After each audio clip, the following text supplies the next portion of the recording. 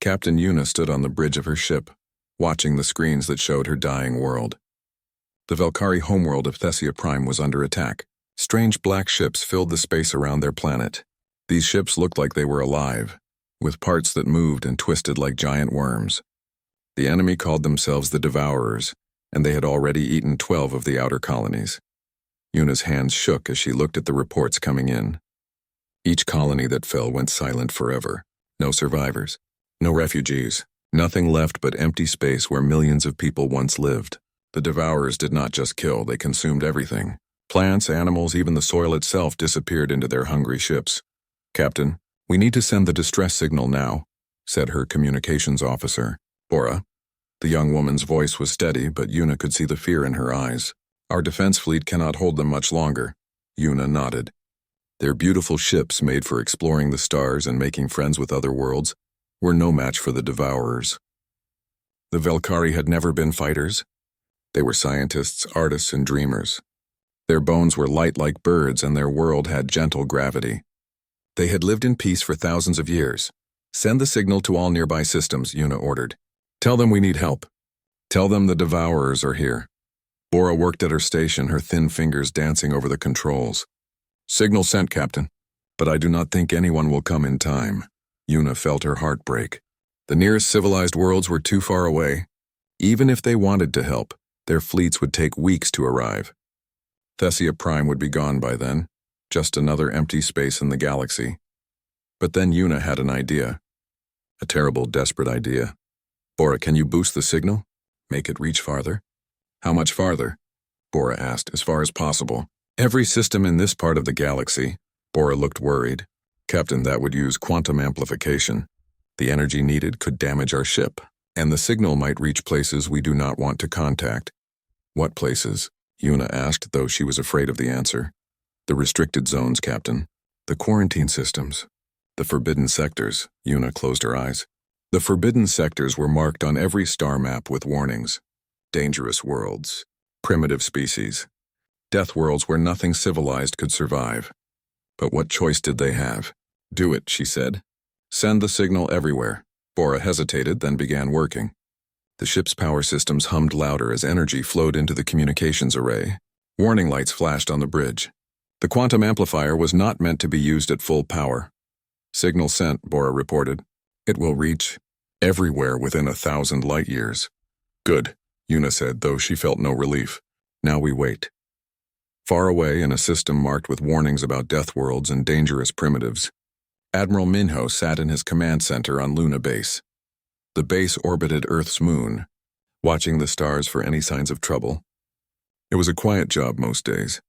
Earth had only been in space for a few hundred years, and they had not met any other intelligent life yet. The alarm started softly, then grew louder. Minho looked up from his reports as his communications officer ran over. "Sir, we are getting a signal." "It is not from Earth." Minho stood up quickly. "Aliens?" "Yes, sir." "And, sir, they are asking for help." Minho watched the translation appear on his screen. The message was simple but heartbreaking. An entire species was dying. Something called the Devourers was killing them all. They had sent a cry for help across the galaxy, hoping someone would answer. "How far away are they?" Minho asked. "Thessia Prime." "About 40 light years from here, sir." Minho thought fast. 40 light years was not close, but their newest ships could make the trip in a few weeks. But did Earth have the right to interfere? They were not part of any galactic government. They did not even know if other governments existed. "Sir," his officer said quietly, "there is something else." The signal was sent to everyone. Every system in this region, but we may be the only ones who can reach them in time. Minho made his decision. "Get me the president. Get me the UN Council. Get me every fleet commander on Earth." He paused, thinking about what they might be walking into. "And wake up Dr. Sora. Tell her we need to know everything about these aliens." Dr. Sora arrived at Luna Base 12 hours later. She was Earth's best expert on what alien life might look like. She had spent years guessing what beings from other worlds might be like. Now she finally had real aliens to study. "Show me the signal again," she said to Admiral Minho. They watched the alien message together. The creature on the screen was beautiful in a strange way. It looked almost human, but different. Taller and thinner, with large eyes and pale skin. Its bones seemed delicate, like it came from a world with light gravity. They are fragile, Sora said quietly. Look at how they move. Their bones are probably hollow like birds. Their muscles are weak. Their world must be gentle compared to Earth. Can we help them? Minho asked. Sora was quiet for a long moment. We can try. But Admiral, we need to be careful. If we show up to help, we might scare them more than these devourers do. What do you mean? Look at us compared to them. We are heavier, stronger, built for a harsh world. To them we might look like monsters. Minho nodded, but his mind was made up. Then we will be gentle monsters. We cannot let an entire species die when we have the power to help. Within hours, messages flew between Earth's governments. For the first time in human history, every nation agreed on something. The aliens needed help, and Earth would provide it. Every space-capable ship began preparing for the longest journey humans had ever attempted. As the great ships launched from Earth, Admiral Minho wondered what they would find when they reached Thessia Prime. Would they arrive in time? Could they really fight something called the Devourers? And most importantly, would the aliens they came to save welcome them? Or run in terror from the Deathworlders who had answered their call? The largest fleet in human history set course for the stars, carrying the hopes of 2 worlds on their shoulders. Fleet Commander Jiho had never seen anything like it. Ships from every nation on Earth filled the space around Luna Base. American carriers floated next to Chinese destroyers. Russian battleships flew alongside Japanese frigates. European medical ships docked with African supply vessels. For the first time in human history, Earth's entire space fleet had come together for one purpose. How many ships do we have? Jiho asked his aide. 437 combat vessels, sir, plus 200 support ships. Medical ships, supply transports, repair vessels, everything we need for a long mission? Jiho nodded as he watched the massive fleet organize itself. Each ship was built tough, designed to survive in the harsh environment of space and the violent nature of human conflict. They were not pretty like the alien ships they had seen in the message. They were thick, armored, and covered with weapons. They looked exactly like what they were, tools of war built by a species that had been fighting each other for thousands of years. Sir, his communications officer called out, Dr. Sora wants to speak with you. Dr. Sora appeared on the main screen. She looked tired but excited. Behind her, teams of scientists worked frantically to learn everything they could about the aliens. Commander Jiho, I have finished my analysis of the Velkari physiology. That is what they call themselves, Velkari. What did you find? They are even more fragile than we thought. Their bones are hollow like bird bones. Their muscle density is about 1/3 of ours. Their atmospheric pressure is much lower than Earth's. If we are not careful, a human handshake could break their arm. Jiho frowned. How do we help people who might be hurt just by touching them? Very carefully, Sora said. I am preparing protocols for first contact. Our soldiers will need special training. We must move slowly, speak softly, and never make sudden movements around them. Meanwhile, 40 light-years away, Communications Officer Bora stared at her instruments in disbelief. The readings made no sense. Hundreds of massive energy signatures were moving through space toward their system. Each signature was larger than their biggest ships. Together, they represented more firepower than the entire Velkari fleet. Captain Yuna, you need to see this, Bora called out. Captain Yuna hurried over to Bora's station. What is it? Ships, Captain. Lots of ships. Coming from the Forbidden Sector. Yuna looked at the readings and felt her heart skip a beat. The Velkari had 2 hearts and both of them were racing now. How many ships? Over 600, Captain, big ones. Really big ones. That is impossible. No species has that many ships, and they are coming from the Deathworld sector. Bora checked her readings again. Captain, the energy signatures match no known design. These ships are using power sources we do not understand, and they are fast. Much faster than anything in our records. Yuna felt a chill run through her thin body. The Deathworlds were forbidden for good reason. The story said they were home to primitive species too violent and dangerous for civilized contact. Worlds where gravity was crushing, where the very air was poison, where creatures fought and killed each other for sport. Are you sure they are coming here? Yuna asked. Yes, Captain. Direct course for Thessia Prime. They will arrive in 18 standard days. Yuna thought about the distress signal they had sent. Had they accidentally called for help from the very monsters the galaxy feared? She tried to stay calm, but her hands shook as she reached for the communications controls. Get me the High Council. Emergency priority. On Earth, the final ships were launching from orbital platforms.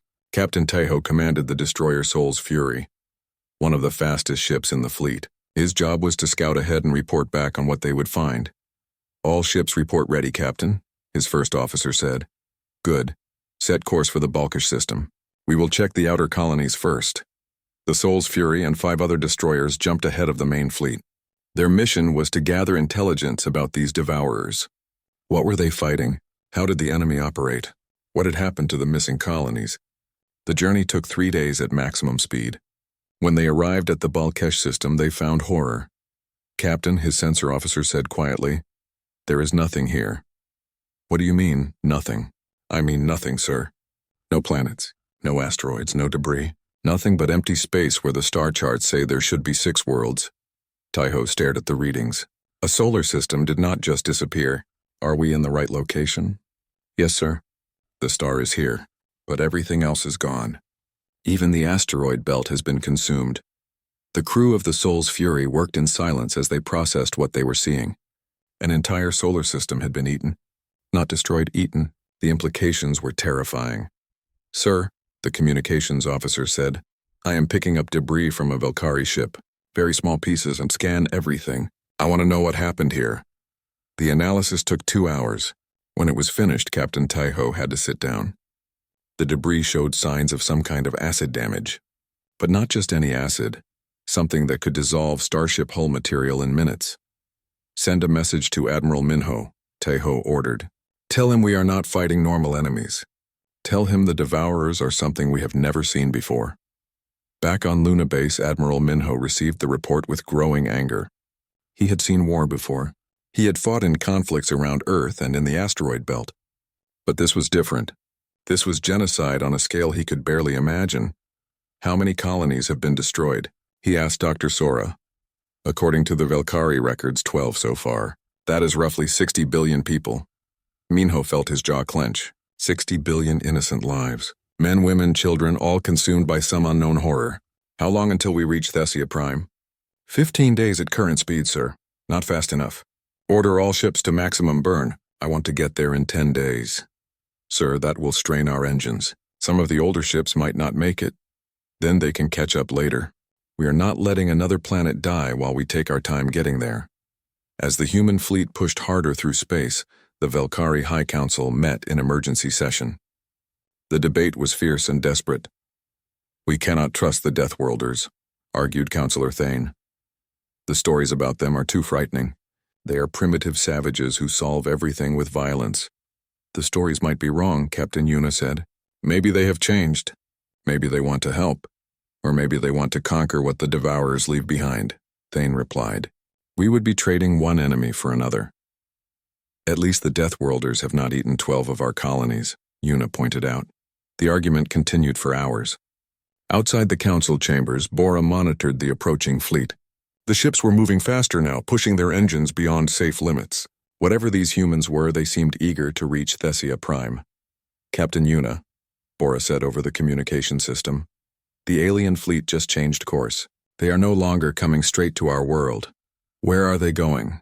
"To intercept the Devourer fleet. The aliens are going to fight them in deep space." A hush fell over the council chamber. The Deathworlders were not coming to conquer or enslave. They were coming to fight. They were putting themselves between the Devourers and Thessia Prime. For the first time in months, Yuna felt something she had almost forgotten. Hope. In space, Admiral Minho studied the tactical displays. The Devourer fleet was massive. Hundreds of those strange organic ships. They moved like living things, constantly shifting and changing formation, but they were heading straight for the Valkyrie homeworld. "All ships, this is Admiral Minho. In 72 hours, we will engage an enemy that has committed genocide against peaceful beings. We do not know what these Devourers are capable of, but we know what we are capable of. We are humans. We have never backed down from a fight, and we are not starting now. For Earth, for the Valkyrie, for everyone who cannot fight for themselves." The response came back from 600 ships at once. For humanity. The human fleet arrived at Thessia Prime just as the sky began to burn. Captain Yuna watched from her ship's bridge as Devourer vessels descended through the atmosphere like falling meteors. Each ship was the size of a city. with black skin that pulsed and moved like it was alive. They landed on the surface and immediately began consuming everything around them. "The defense fleet is falling back," reported Communications Officer Bora. Her voice was steady, but her hands shook as she worked. "Admiral Keth says they cannot stop the landing ships." Yuna watched the tactical display with growing despair. The Valkyrie defense fleet was beautiful, sleek silver ships that looked like works of art, but they were no match for the Devourers. The alien weapons tore through Valkyrie hulls like they were made of paper. "Captain," Bora said suddenly, "new contacts, massive energy signatures dropping out of hyperspace." The main screen changed to show the edge of the system. What Yuna saw made her freeze in terror. Hundreds of ships appeared in flashes of light. But these were not like any ships she had ever seen.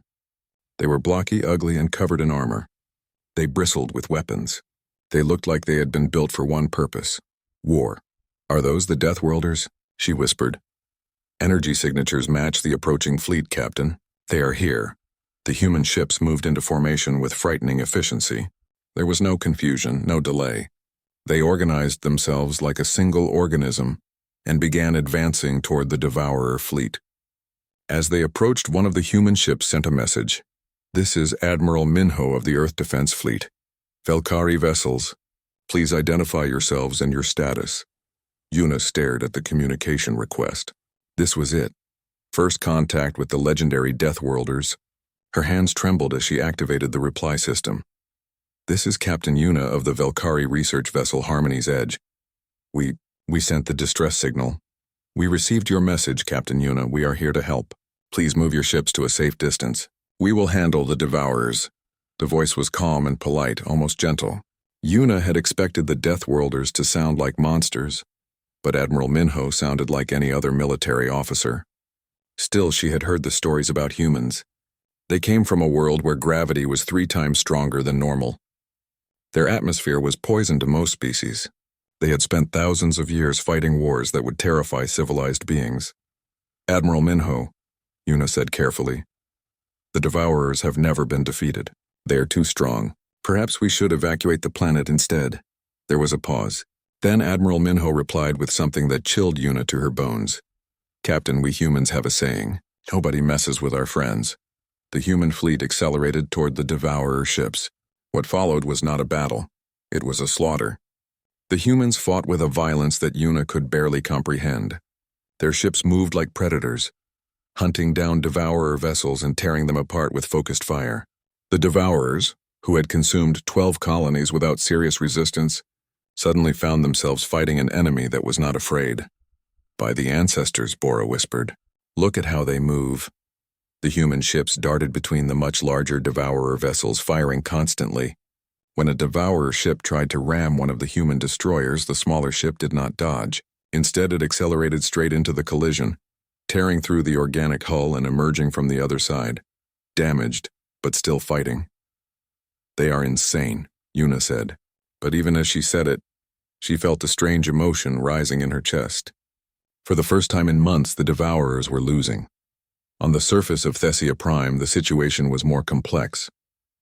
Devourer ground forces had landed in the capital city of New Harmony. These creatures were 3 meters tall with claws that could tear through steel and acid that could melt stone.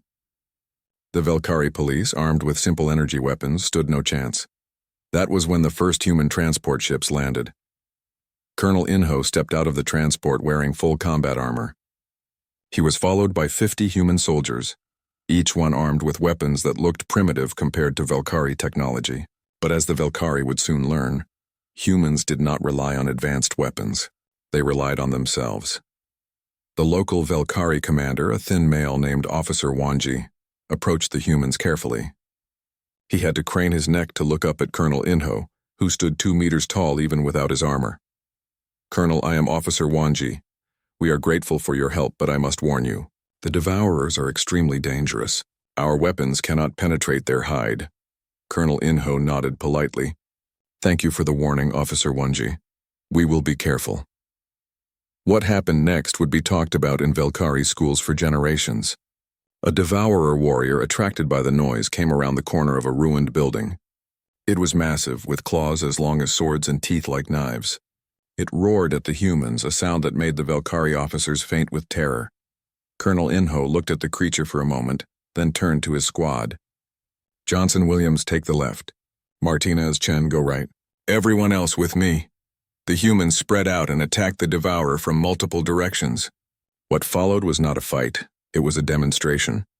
The humans moved like they had been born to hunt. They worked together like a pack of predators. When the Devourer slashed at one soldier, 2 others attacked from behind. When it tried to use its acid spray, the humans were already moving, always one step ahead. Officer Wanji watched in amazement as the humans brought down the creature without using any advanced technology. They used simple kinetic weapons, basic tactics, and their own physical strength. But they fought with a coordination and ferocity that was unlike anything he had ever seen. How? He asked Colonel Inho after the Devourer was dead. How what? How did you kill it so easily? We have been fighting these creatures for months and losing every time. Colonel Inho thought about the question. Officer Wanji, where we come from, everything is trying to kill us. The weather, the animals, the plants, even the bacteria. We have been fighting for survival since we learned to walk. This is just another predator. Meanwhile, the diplomatic contact was happening in orbit. Dr. Hana, Earth's chief medical officer, had been selected to make first contact with the Velkari leadership. Her transport docked with Captain Yuna's ship, and the 2 species met face to face for the first time. Dr. Hana had to duck to fit through the Velkari airlock. When she straightened up in the alien ship's corridor, she immediately noticed how fragile everything looked. The walls were thin, the gravity was weak, and the air pressure was so low that she had to use a breathing mask. Captain Yuna was waiting in the ship's main conference room. When she saw Dr. Hana enter, her large eyes widened in shock. The human was enormous, nearly twice Yuna's height and probably 5 times her weight. But Dr. Hana moved very slowly and spoke very softly. Captain Yuna, I am Dr. Hana of the Earth Medical Corps. Thank you for allowing me aboard your ship.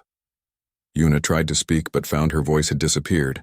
The human was not overtly threatening, but there was something about her that triggered every survival instinct Yuna had. Dr. Hana radiated a sense of barely contained power, like a sleeping volcano. I understand this is frightening, Dr. Hana said gently. I know we look strange to you. We look dangerous, but I want you to know that we are here only to help. You are not what we expected, Yuna managed to say. What did you expect?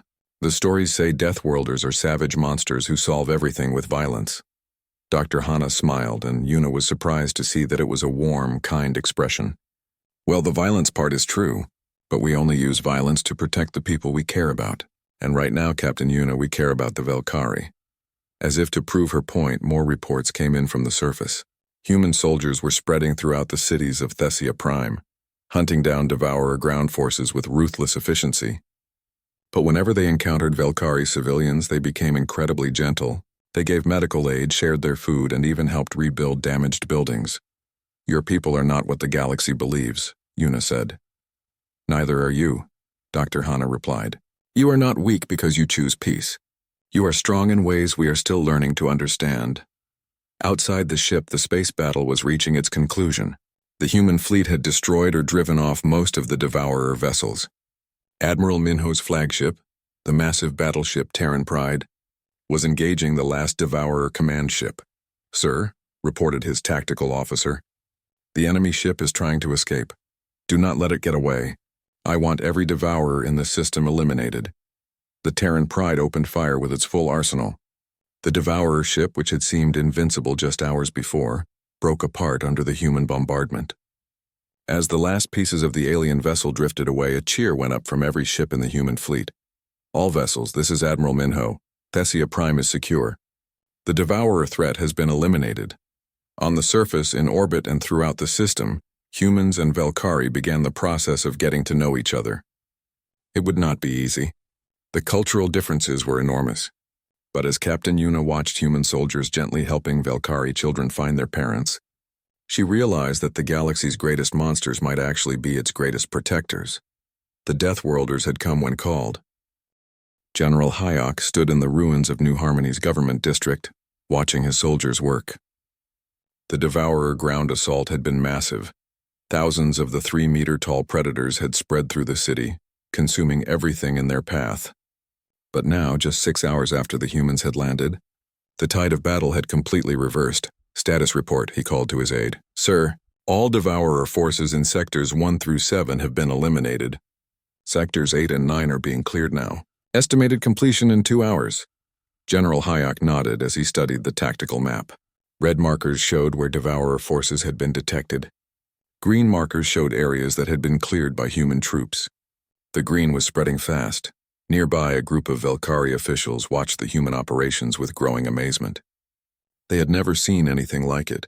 The humans fought the Devourers not with superior technology, but with superior tactics, superior coordination, and most importantly, superior aggression. Squad leader Mireille emerged from a collapsed building, her armor splattered with the dark blood of a Devourer warrior. Behind her squad dragged the corpse of a creature that had terrorized an entire Velkari neighborhood for days. How many is that? Asked Dr. Kang, the Velkari scientist who was documenting the human combat methods. 43, Mireille replied, checking her weapon. These things are tough, but they are not smart. They fight like animals. Animals? Dr. Kang looked confused. But they destroyed our defense forces. They have acid weapons and natural armor. So do lots of creatures on Earth, Mireille said simply. Back home, we have bears that can tear through steel, insects that spray acid, and plants that can digest a human in minutes. These Devourers are dangerous, but they are just another predator. Dr. Kang watched as Mireille's squad prepared to move to the next sector. The humans moved with a confidence that seemed impossible. They were not afraid of the Devourers. If anything, they seemed to enjoy the challenge. Squad leader Mireille, Dr. Kang called out, "May I ask you something?" "Sure. Are you not afraid?" "The Devourers have killed millions of our people." Mireille thought about the question for a moment. "Dr. Kang, on Earth, everything is trying to kill us. The weather can freeze you or cook you. The animals hunt in packs. The diseases mutate faster than we can cure them. Even the plants are poisonous. We have been afraid our whole lives. But we learned that being afraid does not help. Fighting back helps." In orbit above Thessia Prime, Admiral Minho was coordinating the space battle cleanup. The Devourer fleet had been shattered, but scattered ships were still trying to escape the system. He would not let a single one get away. "Admiral," reported his tactical officer, "the destroyer Sol's Fury has cornered 3 Devourer ships near the 4th planet." "Good. Tell Captain Tejo to finish them." The Sol's Fury was one of Earth's newest destroyers, built specifically for deep space combat. It was not the largest ship in the fleet, but it was fast and deadly. Captain Tejo had already destroyed 6 Devourer vessels in the last 4 hours. "Target the lead ship," Tejo ordered. Full spread of kinetic torpedoes. The torpedoes were simple weapons, basically chunks of dense metal accelerated to incredible speeds. But they were effective.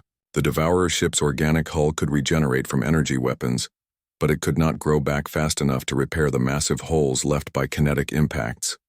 Direct hit. Target is breaking apart. Good. Next target. On the surface, Engineer Do-hyun was solving a different problem. The Devourers had infected several areas of the city with some kind of biological agent. The infection spread rapidly, turning plants and buildings into twisted versions of themselves. Velkari scientists had been studying the infection for weeks but had found no solution. Do-hyun's solution was typically human. "Burn it all," he told his team. "Everything that has been infected. Burn it down to the bedrock." "But Engineer Do-hyun," protested Dr. Yan, a Velkari biologist, "those buildings can be saved. The infection can be studied.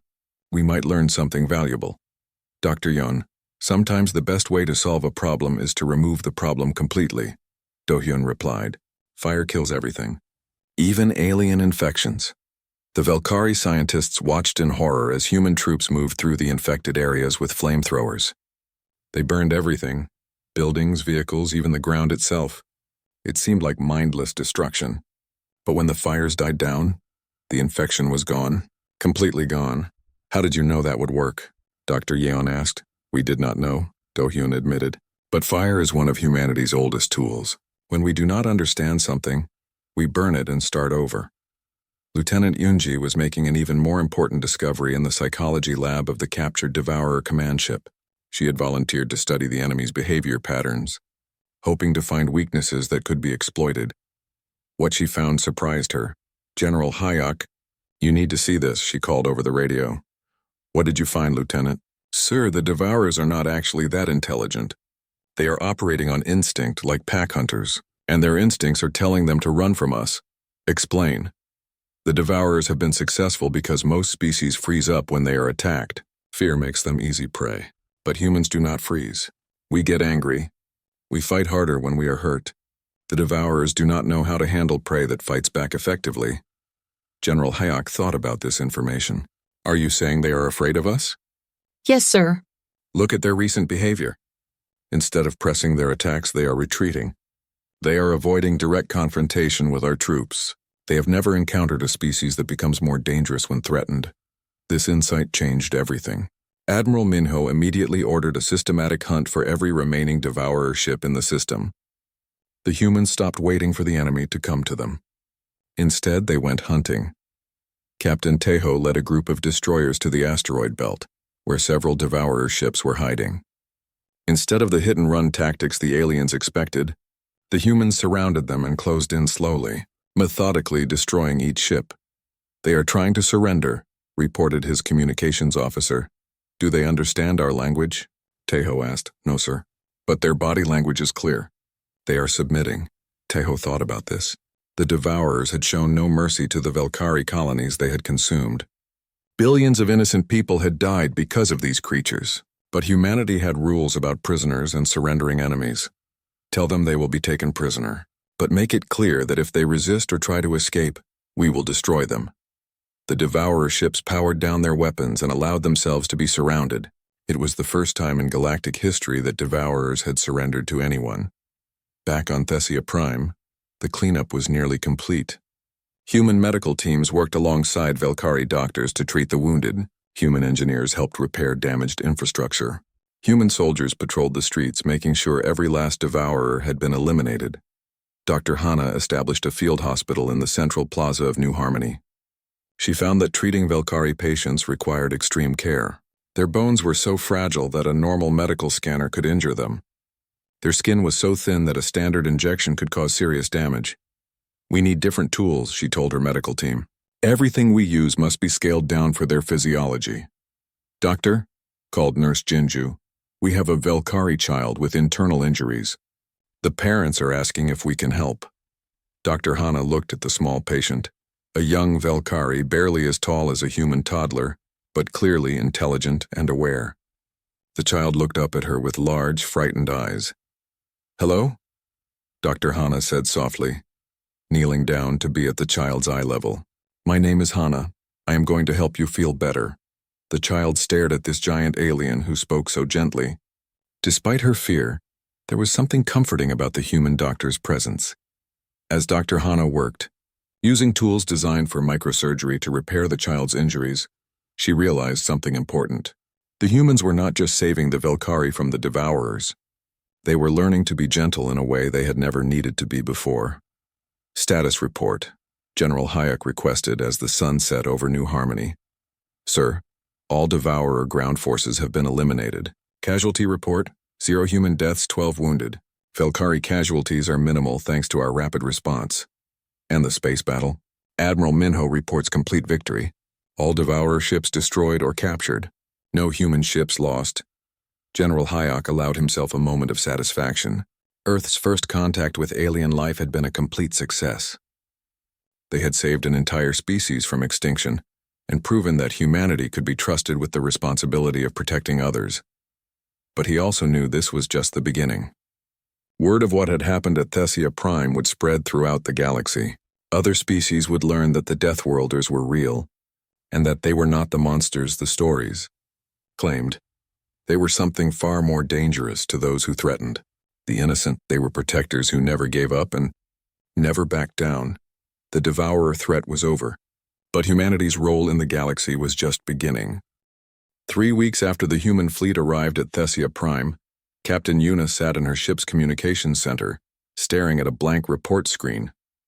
How could she possibly explain to the Galactic Council what had happened? How could she describe the impossible thing she had witnessed? The Devourer threat was not just defeated, it was completely eliminated. The humans had hunted down every single Devourer ship in this entire region of space. They had cleansed infected worlds with systematic precision. They had established quarantine protocols that made the previous galactic measures look like gentle suggestions. Captain, Communications Officer Bora said softly. The Council is requesting your report. I know, Yuna replied. I just do not know how to write it. Tell them the truth. The truth is that the Deathworlders are the most terrifying and most compassionate species I have ever met. They fought the Devourers with unmatched violence while treating our civilians like precious children. How do I explain that? Bora thought about this. Over the past 3 weeks, she had watched human soldiers patrol their cities. These massive armored beings would stop to help elderly Velkari cross streets. They would kneel down to speak with children, their voices becoming soft and gentle. They shared their food, helped repair homes, and even learned basic Velkari songs to sing to scared youngsters. But she had also seen those same soldiers hunt devourers through the ruins of buildings, moving like predators who had been born to kill. The contrast was almost impossible to understand. Maybe that is exactly what you should tell them, Bora said.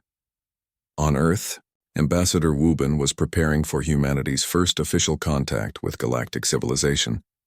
He had been chosen carefully, a career diplomat with experience in the most difficult negotiations Earth had ever seen. But nothing had prepared him for this. The Galactic Council has agreed to meet with us, reported his aide. The meeting will be held on the neutral station of Harmony Point. How many species will be represented? 47 major civilizations, sir, including the Hegemony, the Trade Federation, and the Science Collective. Wubin nodded as he reviewed the files on each species. Most of them were similar to the Velkari. Peaceful, civilized, technologically advanced, but physically fragile. They had built their society on cooperation and diplomacy. The concept of total war was foreign to them. Sir, his aide continued, there are some concerns about the meeting location. Harmony Point was designed for standard galactic physiology. The gravity, atmosphere, and structural integrity might not be suitable for humans. Then we will adapt, Wubin said simply. We have been adapting to hostile environments our entire history. Dr. Hana was finishing her work on Thessia Prime. The medical exchange program she had established was already producing results. Velkari doctors were learning about human anatomy, while human medics learned to work with the delicate physiology of their new allies.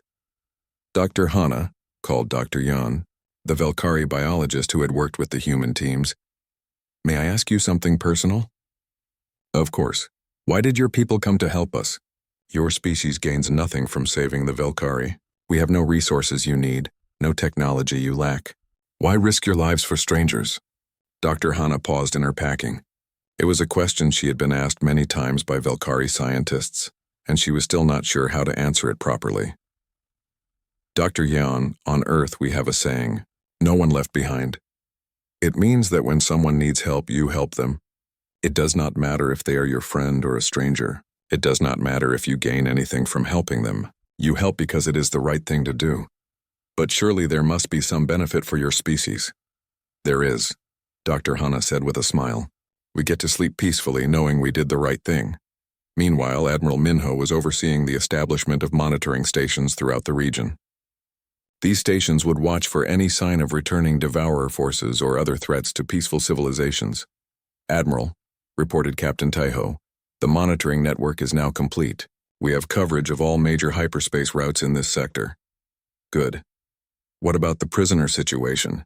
The humans had captured several dozen devourer ships and their crews. These were the first live devourers ever taken prisoner by any galactic civilization. The question was what to do with them. Sir Dr. Sora believes the devourers can be reformed. Their aggressive behavior might be the result of genetic programming that can be modified. She wants to establish a research program. Admiral Minho considered this. The idea of rehabilitating the creatures that had committed genocide seemed almost impossible. But if there was a chance to prevent future devourer attacks, it was worth exploring.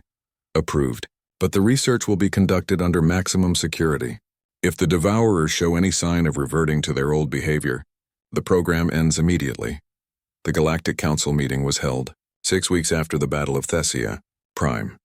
Representatives from across the galaxy gathered at Harmony Point to meet the Deathworlders, who had changed everything. Ambassador Wubin arrived in a specially modified transport designed to handle human physiology. When he stepped onto the station, he immediately noticed the modifications that had been made for his visit. Structural supports had been reinforced. Gravity had been increased to Earth normal in the human sections. Even the lighting had been adjusted to match solar spectrum. Ambassador Wubin greeted Counselor Vrex of the Hegemony. Welcome to Harmony Point. Wubin studied the alien representative. Vrex was tall and thin like most galactic species, with pale blue skin and large eyes. He moved carefully as if he was afraid of breaking something. Thank you for accommodating our physical requirements, Wubin said. I know this must have been difficult. It was educational, Vrex replied. We had not realized how different your environmental needs are from ours. The formal session began an hour later. Ambassador Wubin entered the council chamber to find 47 species represented. The chamber was vast, with seating arranged in concentric circles. At the center was a speaking platform where Wubin would address the galaxy's leaders. Honored representatives, Wubin began. I am Ambassador Wubin of Earth. I come before you today not as a conqueror or a threat, but as a representative of a species that wishes to join the galactic community. Murmurs filled the chamber. Counselor Vrex stood to respond. Ambassador Wubin, we have received Captain Yuna's report about the events at Thessia Prime. Your species' actions were impressive, but we must address the concerns many of us have about your people. What concerns? Your species is extraordinarily violent. Your homeworld is classified as a death world for good reason. How can we trust that you will not use your military capabilities against peaceful civilizations? Wubin had expected this question. Counselor Vrex, I understand your concerns, but I would like to show you something. A holographic display activated, showing footage from the Battle of Thessia Prime. The assembled representatives watched human soldiers fighting devourers with brutal efficiency. But then the footage shifted to show the same soldiers helping Velkari civilians, sharing food with hungry children, and working alongside alien doctors in field hospitals. This is who we are, Wubin said. We are capable of great violence, but only against those who threaten the innocent. We fight not because we enjoy it, but because sometimes fighting is the only way to protect those who cannot protect themselves. But what guarantee do we have that you will not turn that violence against us? Asked Counselor Thess of the Trade Federation. Wubin looked directly at the questioner. Counselor Thess, if we wanted to conquer the galaxy, would we have saved the Velkari? Would we have established monitoring stations to protect shipping routes? Would we have captured devourer prisoners instead of simply destroying them all? The question hung in the air. No one had a good answer. Furthermore, Wubin continued, I want to be very clear about Earth's position. We claim no territory beyond our home system. We seek no tribute or payment for our protection. We ask only to be allowed to help when help is needed. And if we refuse? Vrex asked. Wubin's expression became serious. Then you refuse. We will respect your decision. But understand this. If we detect any species committing genocide, enslaving others, or threatening civilian populations, we will respond. We will not ask permission. We will not wait for council approval. We will act. That sounds like a threat, Vrex said. No, Wubin replied calmly. It is a promise. The chamber fell silent. Representatives looked at each other nervously. This was not how diplomatic negotiations usually went. Counselor Vrex, Wubin said, may I ask you a question? Very well. When the Devourers first appeared, how long did it take the council to organize a response? Vrex looked uncomfortable. The matter was under discussion. For how long? Several months. And how many colonies were consumed while you discussed? 12 colonies, 60 billion lives, lost while you debated and formed committees and followed proper procedures. Wubin's voice remained calm, but there was steel in it now. That is the difference between us and you. When innocent people are dying, we do not form committees. We act. The vote was taken 3 hours later. When the results were announced, the chamber was silent. Motion to grant Earth full membership in the Galactic Council. Approved. Motion to grant Earth a permanent seat on the Security,